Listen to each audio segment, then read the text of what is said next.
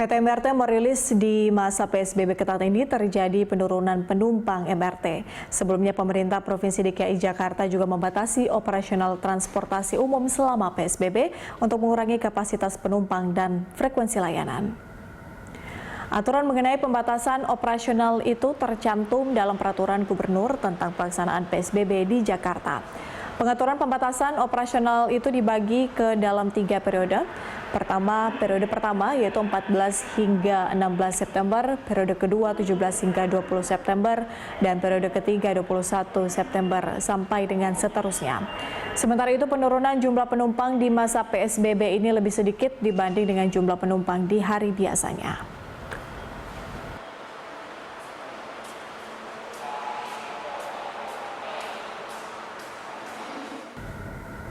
Dan untuk mengetahui informasi lebih lengkap mengenai pembatasan jam operasional transportasi, khususnya MRT, kita langsung bergabung dengan reporter Rainer Christian dan juru kamera langsung dari kawasan MRT Bundaran Hotel Indonesia Tamrin, Jakarta Pusat. Ya, Rainer, dari pantauan Anda di sana, bagaimana kondisi terkini pasca adanya pembatasan jam operasional transportasi di DKI Jakarta, khususnya juga untuk MRT? Seperti apa informasinya?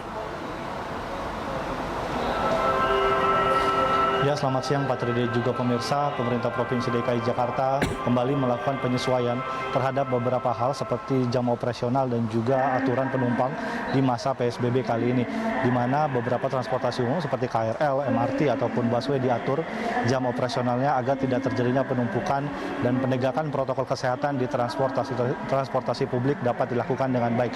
Untuk MRT Jakarta sendiri, pihak MRT melakukan penyesuaian sesuai dengan surat keputusan nomor 156 tahun 2020 yang dikeluarkan oleh Dinas Perhubungan, di mana diatur terkait perubahan jam operasional di masa PSBB. Adapun perubahan ataupun penyesuaian jam operasional untuk MRT Jakarta sendiri dilakukan secara periodik. Adapun pada periode pertama, yaitu pada 14 hingga 16 September, akan dibuka jam operasional mulai pukul 05.00 hingga 22.00. Sementara itu di periode kedua, yaitu di 17 hingga 20 September 2020, dilakukan penyesuaian kembali di mana akan dimulai dari pukul 05 hingga pukul 20.00, dan pada 21 September hingga seterusnya selama masa PSBB berlangsung akan dilakukan penyesuaian di mana dimulai pukul 05.00 dan akan berakhir di pukul 19.00. Adapun pada masa PSBB jarak headway ataupun jarak antar kereta yang akan memasuki stasiun diperkirakan akan memakan waktu sekitar 5 sampai 10 menit. Adapun penyesuaian ini dilakukan agar frekuensi layanan tetap terjaga dengan baik dan tidak terjadi penumpukan serta penegakan protokol kesehatan seperti antrian penumpang di loket-loket ataupun tempat masuk khususnya di MRT dapat dilakukan dengan baik. Dan kondisi terkini di hari ketiga penerapan PSBB ketat yang kembali dilakukan oleh pemerintah Provinsi DKI Jakarta sejak 14 September lalu, kondisi di MRT Jakarta cukup sepi, di mana di jam-jam sibuk seperti di pukul 5 hingga pukul 7 pagi ataupun di jam-jam di mana masyarakat pulang dari pekerjaannya, yaitu dari sekitar pukul 17.00 hingga 19.00 terjadi penurunan. Adapun pihak PT MRT mencatat di masa PSBB terjadi penurunan penumpang. Berbeda di masa PSBB transisi, pihak PT MRT mencatat biasanya ada penumpang perharinya itu sebanyak 22.675. Sedangkan di masa PSBB kali ini terjadi penurunan sebanyak sekitar 10.000, yaitu PT MRT mencatat selama pelaksanaan PSBB 3 hari ini perharinya ada sebanyak sekitar 11.000 orang.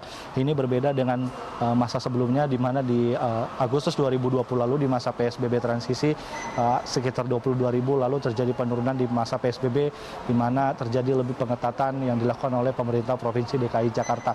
Dan tak hanya terkait jam operasional, penerapan protokol kesehatan juga diatur oleh PT MRT Jakarta dan juga yang mengacu pada Pergub 88 tahun 2020 dan surat keputusan dikeluarkan oleh Dinas Perhubungan sendiri, di mana untuk per keretanya hanya boleh diisi oleh 60 orang saja agar penerapan jaga jarak bagi para penumpang yang melakukan aktivitas Transportasi di MRT Jakarta dapat dilakukan dengan baik.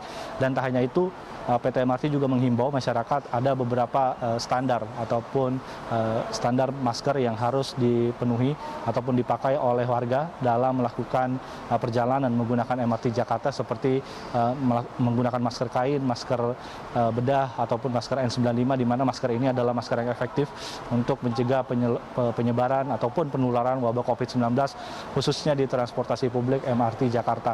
Dan juga PT MRT Jakarta menghimbau agar masyarakat tidak berbicara ataupun tidak melakukan komunikasi baik melalui handphone ataupun tidak membuka masker selama melakukan transportasi di MRT Jakarta, agar penerapan protokol kesehatan dapat terlaksana dengan baik.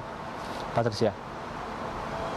Ya, Rainer, selain informasi dari pembatasan jam operasional untuk MRT, bagaimana kemudian dengan angkutan umum lainnya di DKI Jakarta selama PSBB ketat ini?